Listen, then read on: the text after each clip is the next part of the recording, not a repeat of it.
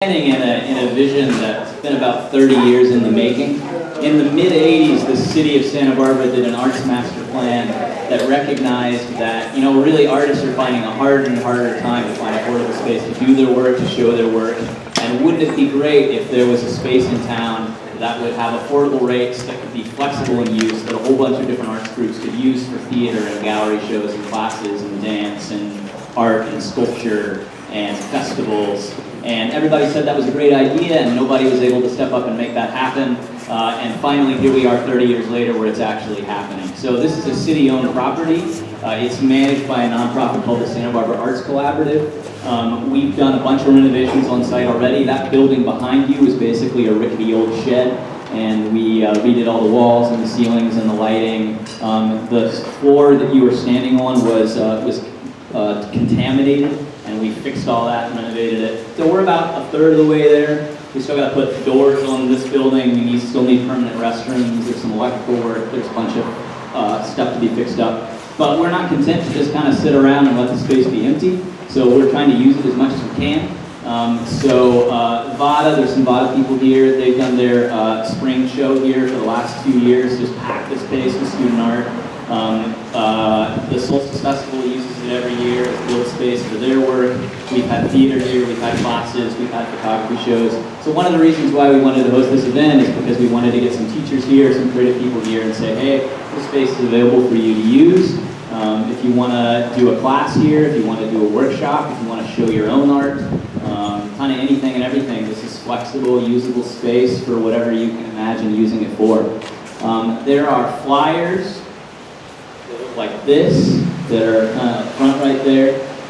Feel free to talk to me. I've got some business cards where there's information about what we're doing here. So reach out to me about using the space. If you'd like to help us make it happen, talk to me about that. We are fundraising, so if you've got any ideas or tips for us, we appreciate hearing about it. And thanks so much. Tell them about the doors. Oh yeah, we need doors. Oh, yeah. The big doors are going in, right? Oh yeah. Oh, and the gates. So one of the largest pieces of public art in Santa Barbara is being installed in the next few days. David Shelton has designed these amazing ironwork gates that are based on the mythology of winter and summer solstice. So you can see the first piece right there, and the rest of the pieces are going on in the next couple of days. So drive by Monday morning, have a look at them. I guarantee your jaw will drop. They are just full of detail and just are really, really cool. Anything I'm missing? Jenny, Margie? So other people you can talk about the space, Jenny Brush, Margie, Wanda, Leanne's around here somewhere. They're all involved, and I think there's a few other people here as well. So thanks so much for coming. I'm going to turn it over to Paul. Yeah. Thank you. Yes. Thank you for having us here. This was a fun collaboration. I've been with an art exhibit here. There's been theater here. It's pretty cool how it can transform it depending on who's in here. It's really an interesting space. So I'm very excited about the gates. If you know the Sheltons, if you wander around town and look at any of the sort of the Gaudi-esque buildings that are around here, that's the brother duo that does some fantastic architecture and metal. And check out the piece in here before you go up and see it. Really cool things. Okay, I'm Paul Freeman. Hi, I'm with the Alliance. If you're not on the panel, have a seat and make yourself comfortable. We've got what will hopefully be an interesting set of topics today. If you haven't been to one of our events, the Alliance started a few years ago, essentially it's a collective group of arts organizations, funders, teachers, really anybody who's a fan of the arts and wants to see arts integrated into the schools in Santa Barbara County. We have representation from all over the county here to Cape Down, and thank you for the North County people that made the trek. We promise we'll do one of these up in your neck of the woods one of these times soon.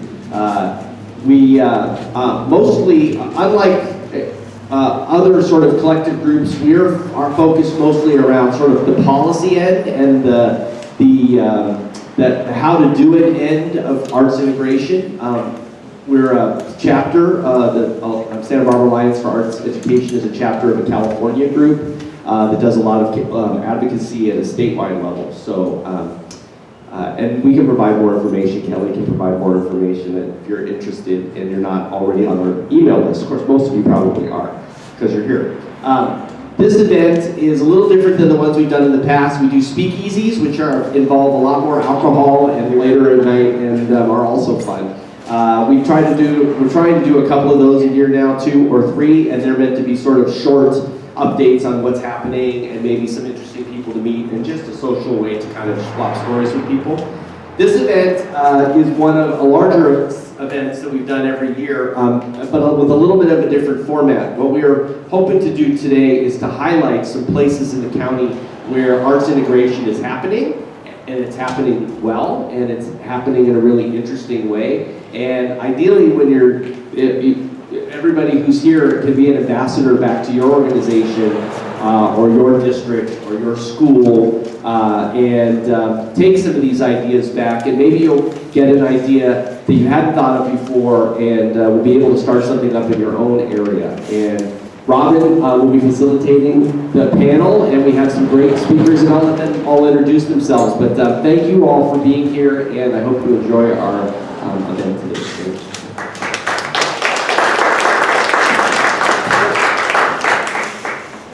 Hello, my name is Robin Hampton. Is this on? It kind of has a weird, it sounds different here.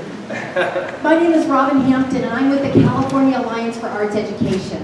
The California Alliance has a very focused vision, and I bet each one of you here, I'm going to ask for a show of hands, agree with this vision, that every child in public schools has the right to a quality education that includes the arts.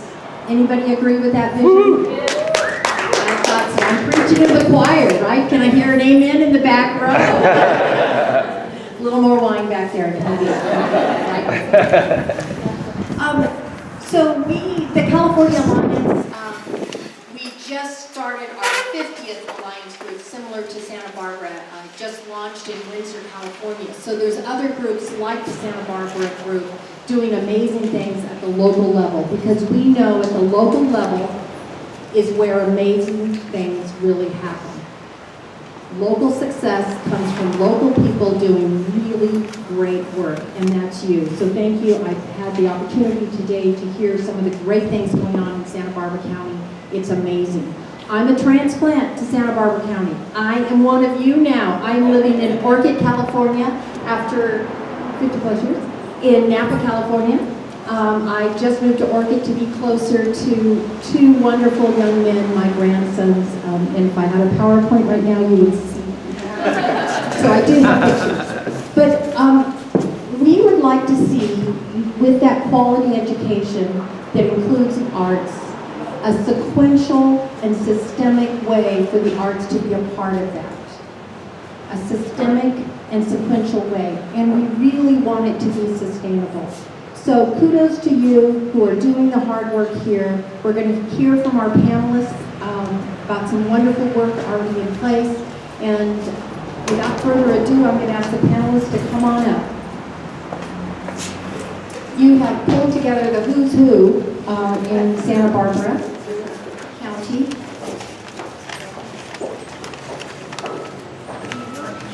You're a good-looking bunch, huh? Let's get a round of applause.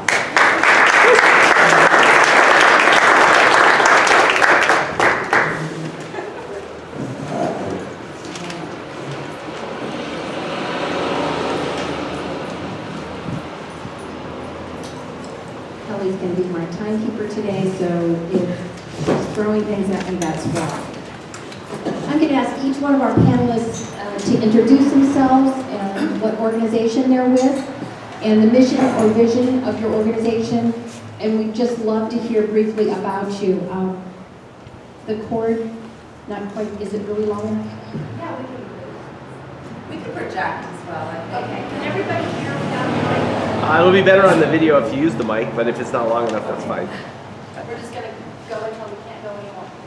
Okay, my name is Heather Anderson. I'm the principal of Los Barros Visual and Performing Arts Academy. It's in Lompoc Unified School District. It's now a TK through 6 elementary school. And actually, I've rewritten our mission and vision statements with our new focus, but definitely our focus is on arts instruction, all of the arts for all students. So that's Thank you for coming. I'm Donna Rosoni. I am currently the Director of Visual and Performing Arts for the Santa Barbara Unified School District. This is my second year in the position, which was just instituted last year. So I'm the first person to do that. So I want to give kudos to the school board for recognizing how important it is to include the arts in the public school education. And I might just say her position is the first in the county, and it's a result, a direct result of the work of the Santa Barbara Alliance Group. So that's huge.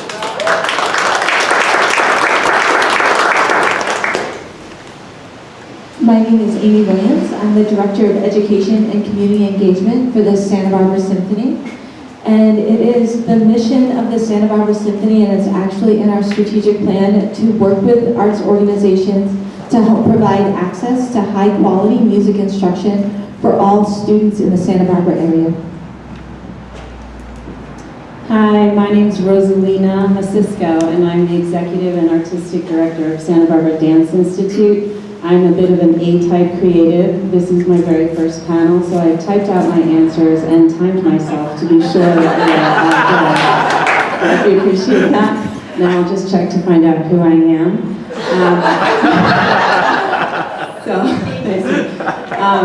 I just want to thank everyone for being here, because I believe so strongly in the arts, and I know that all of you have done so much already. I don't know you individually, but it's just so important, and I just really thank you for your time today.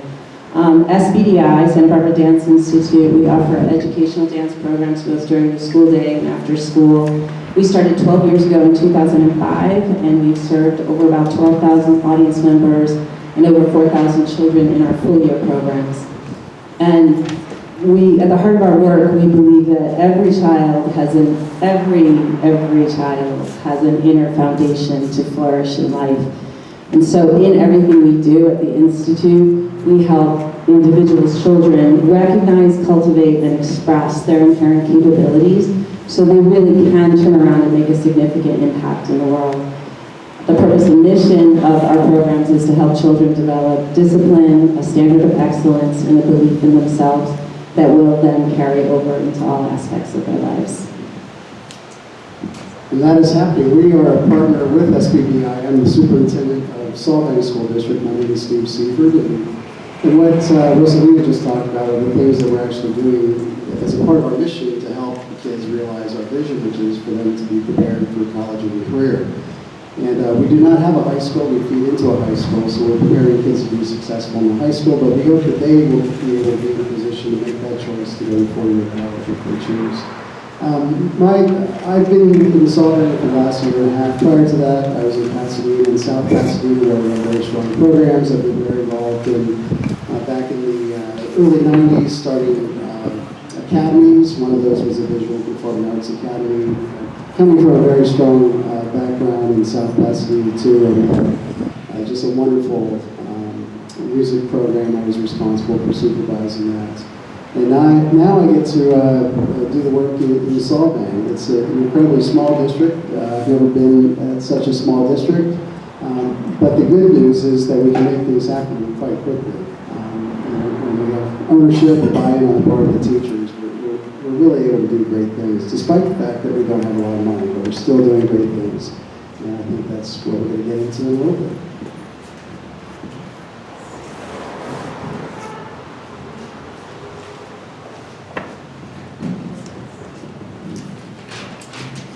Thank you, Kelly. Okay, this is a really fun panel in that Rosalina actually typed up most of these questions. Paul and I edited with Kelly, and then Rosalina approved them all. Joking, but not. She's blushing, I love it. What we did was we came up with 4 different questions. And again, if I had a PowerPoint, you would not only see my beautiful grandchildren, you would see all 4 of the questions. So we sent them out then to this wonderful group of panelists, and they chose which question they wanted to answer. And each one of them did choose a different questions. So you'll get to hear them all. But we'll just start there's no rhyme or reason to which question is more important or has more value. They're all very valuable and important questions. And what's great about today is you're going to hear what's working and how. And I think there's going to be a thread that you'll definitely pick up on, and that's the passion behind each one of these individuals. So Heather, I'm going to start with you. Could you step in? Describe your program and the contribution to arts education and the needs or gaps that it is filling. All right, so again, we are a TK group, 6th grade elementary, and my school is Title I school. We have approximately 60% free and reduced lunch, and we have students who live in our little neighborhood and have minimal experience with the arts in any place other than school. Students who are not, their parents aren't taking them to dance lessons or to singing lessons or things like that. We're kind of geographically isolated. So a few years ago, we started talking about what we felt was missing in our education in Lompoc Unified School District in general and at our site. And although we had some arts, teaching artists coming in and some things we were trying to do where we could, it hadn't necessarily been prioritized, as you all, I'm sure, have experienced similar things over the last 10 years of the changes to our accountability systems and things. The arts had kind of fallen away in our district. We had no instrumental music program, we had no teaching, we had no arts programs really at all other than whatever the element or the sites had chosen to create. And most of those were PTA funded or kind of if they could, we could find a way. So we actually rewrote our Title I plan and used all of our Title I funding goes to support arts instruction. Our entire staff is completely committed and feels that the changes we've made as far as introducing arts integration into all grade levels, into all instruction, and as Laura building, we have been working professionally learning together as a staff and focused on that in order to meet the expectations of the new standards for all content areas, and to better do that for our students. Everyone bought into the idea that using the arts alongside of the content is going to make the content more engaging and accessible to students, and that's what it's done. In addition to that, we prioritized arts education as dedicated arts instruction time, and we added instrumental music program, we've added dance instruction and art instruction and specific times for all of those things on top of the arts integration. We fund this with pretty much all of our site fundings, especially Title I, and we also do it through very resourceful shared responsibilities. We have a dance teacher on staff who teaches 6th grade. She's the dance teacher. We have an artist who's taught art in the past and who was a 3rd grade teacher who's the art teacher. And we share students in upper grades in an elective model. So in upper grade, students are choosing their arts focus. They have 2 choices from a list. Every trimester they choose again. So they could get up to 6 different arts instruction items a year on top of the arts integration happening the rest of the day. So we're very flexible. We're very creative in our scheduling, and we all have seen an immense difference in our students' learning and our students' engagement, and it's fantastic. Okay. I don't know if you can see, they each have their phones out and they're checking the time. I love this girl. Rosalina, how did your organization first get connected to the schools? What was the catalyst for your work? What was one of your first steps?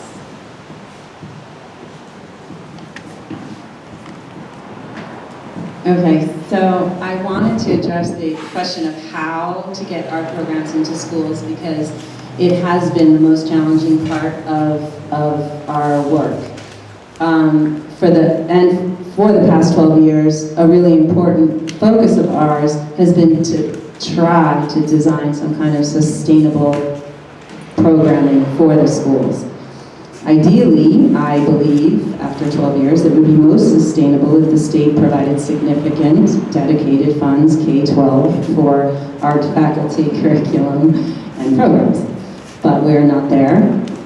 And so here we all are trying to do the best we can to develop equitable arts education.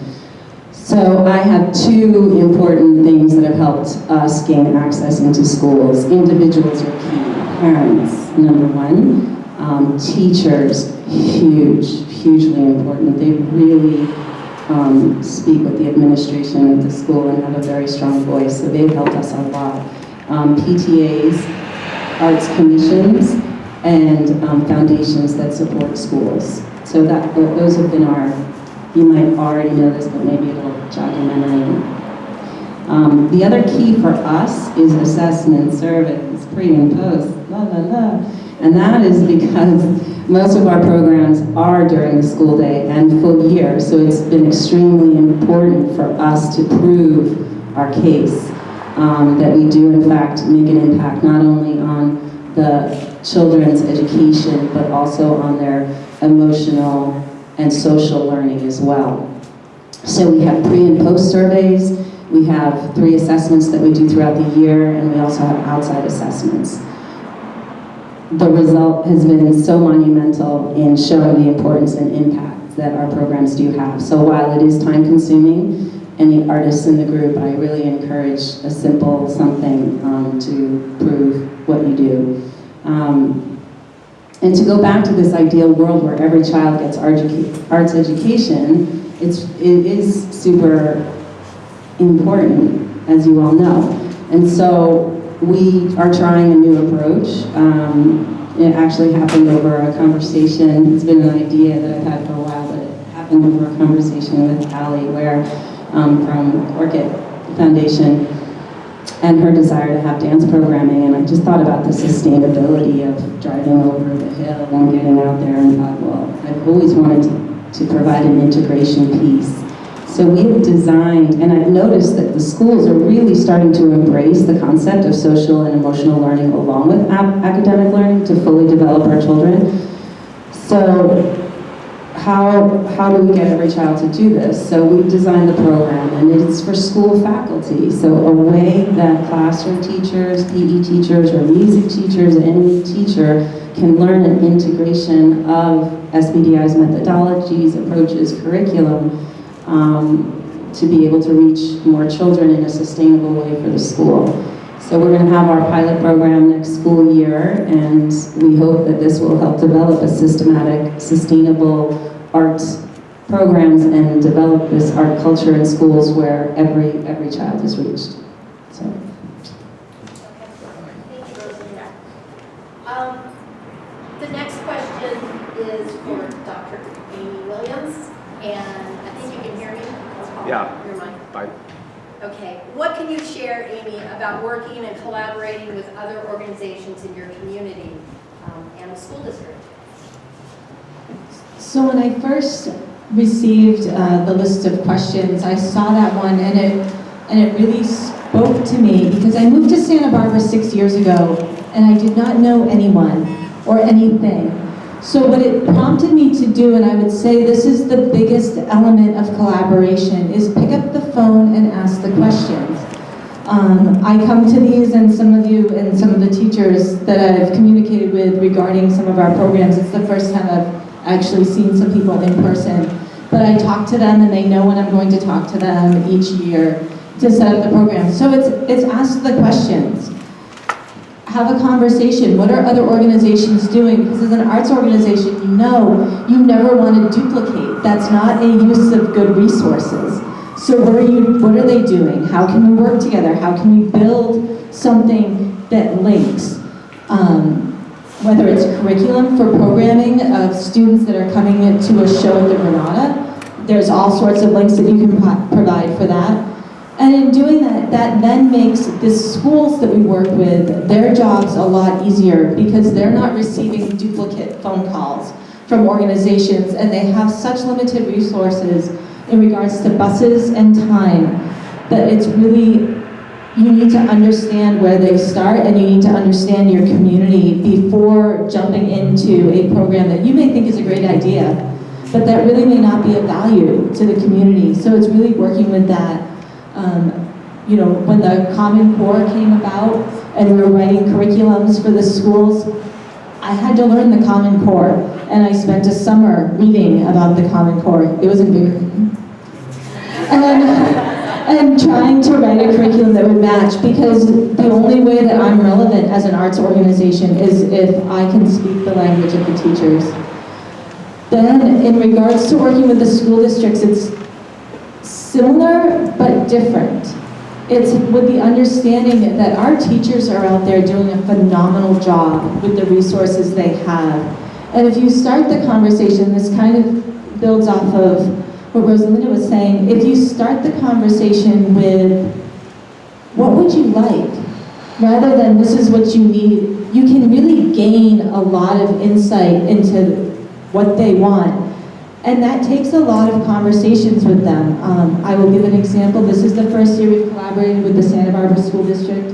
When I asked the teachers in the beginning what they wanted, because I was building a budget, they asked for 25 pencils, which is a very valuable want.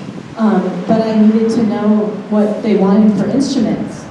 And it took about an hour and a half conversation with them to then circle back and ask that question again and get them to a point of really hearing what they wanted. What do they dream of? What do they want? And you'll be amazed, it's the same things that what we want as an arts organization. So it sounds very basic, and then I'm sitting here on a panel saying to collaborate is all about communication, but it's communication and understanding and willing to have the conversations, willing to read a person. Are they going to be comfortable in a group? Are they going to want to sit with you one-on-one? And what are their ideas? Because many of them have some phenomenal ideas. And when we, this year we actually, through collaboration with districts and arts organizations, we have 400 students learning instruments every week. I'm actually checking my phone because Bravo's going on right now. And they're texting me with questions and things, as there are 200 students in an after-school music program over at Santa Barbara Junior High.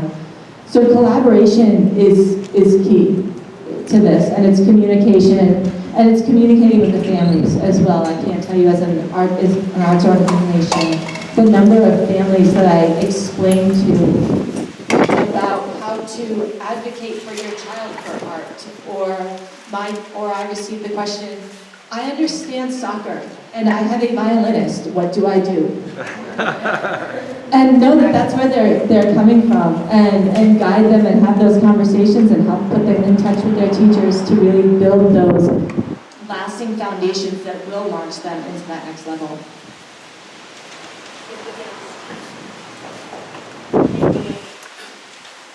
The next question. This question will solve all of our problems. It will be arts in schools from now and forever, because the next two panelists are going to tell us how that happens. So what do you think, Steve? No pressure, no pressure. But what do you think is needed for sustainable and equitable, meaning arts for all students, meaning all students, arts education and arts education? So it strikes me that everything you've heard, to some extent, if you kind of parse things out, you've heard the answer to that. There's been a lot of leadership discussion. These folks are being very bold in what they've done, and there are systems and structures in place. So they've already answered that question. But let me pull some of that out a little bit more and describe how that's taking place in Solvang. First of all, leadership. All of these folks have assumed leadership, and they're relying on leadership, and that's critical. To whatever extent the Alliance can push on the federal government, obviously there's some challenges now with regards to the arts there, but certainly leadership is critical, and that trickles down. How people view what is happening at a federal level and a state level, and then a local level, it's going to impact us. It's going to impact our schools. And so as simple as a trustee may be on the borderline of whether or not to really advocate for the arts, and then begins to see that at the federal level it's not really valued perhaps as much, and so that all trickles down. It speaks to the systemic nature of things. Kind of Martin Luther King said we're all caught in this inescapable network of mutuality, tied in a single garment of destiny. What affects one directly affects all of us indirectly. And it's so true, the systemic nature of things. So then also, in terms of leadership, the board, to what extent does your board, the strategic plan, incorporate the arts? I would imagine that all of our schools do, and all the districts probably did incorporate the arts to some extent, but still the arts were cut. But at the very least, let's make sure they're in the strategic plan, and they are. And the things that I'm going to continue to share quickly, and I didn't time this, and you're going to need to give me a heads up, and I'm going to have like 5 minutes left. But, for a school of 580 kids, we have a band, an orchestra, we have a choir, we have a theater arts program in K-8, we have what is called the All Our Scholars Academy in 4th and 5th, 6 sections, all of the kids are in that, and they get electives now this year. We've expanded the arts program, thanks to Rosalina, into our budget, and more to the 3rd grade as well as the 4th grade. And we've done a number of other things, but to make that happen, some of that was in place before I came, and some of it is new. So leadership is critical. Also, and let me back up, the superintendent is important. Be bold, have those conversations with the superintendent, who is in a position to significantly influence things. But they go about the work in such a way that when that superintendent leaves, the work continues. So that leads to the second point. What are the structures that are in place? We have a school system in place, the academy down at the end of the table, that's really critical. But what other structures are in place? So for example, we're developing a digital portfolio, something that I did at High Tech High School when I founded that high school in Los Angeles. Every kid has to put together a digital portfolio. And so we're going to have that in the 8th grade as well. And a key component of the digital portfolio is a creativity piece. And that can come through the arts, it can come through science, it can come through social studies. But there's this creative piece woven into everything that we do. But the structure of a digital portfolio requires that I have to pay attention to that. And that structure is a requirement. And so we're going to be hard pressed to get rid of that, and to get rid of the system, to get rid of the programs that support that piece of the portfolio. So structures are really important. Structures such as the educational foundation, it's a part of our being, it's a part of our DNA, it's a structure that's in place that's not going away. Unfortunately, though, they felt like they had to support the arts, but frankly, it's our responsibility as a school district to be responsible for the arts. In the past, the district would say, well, if you want the arts, the foundation's going to have to do it. Well, the good news is we have a strong foundation, but it's not just their responsibility, it's the board, it's our responsibility. And that they are augmented, so I've asked them to raise twice the amount of money. Also, it's interesting, let me make a real quick comment about STEM and STEAM. We are focusing on STEM. I don't think the arts requires the umbrella of STEM to exist. And I understand this, maybe you've all talked about this, but actually it's a good political move to say STEAM, because how do you get rid of the A, But I believe that the arts are a core component. It's a core part of our curriculum, just as science, technology, social studies, English, and so forth. So I'm trying to institutionalize through our communications and through our actions that arts stands alone. Art does not need mathematics to exist. Art doesn't need science and technology to exist. Art is art. For art's sake. Despite the fact, and I get the fact that we're focused on interdisciplinary curriculum, and it's been my entire career. I've National Coalition of Essential School Faculty, where I work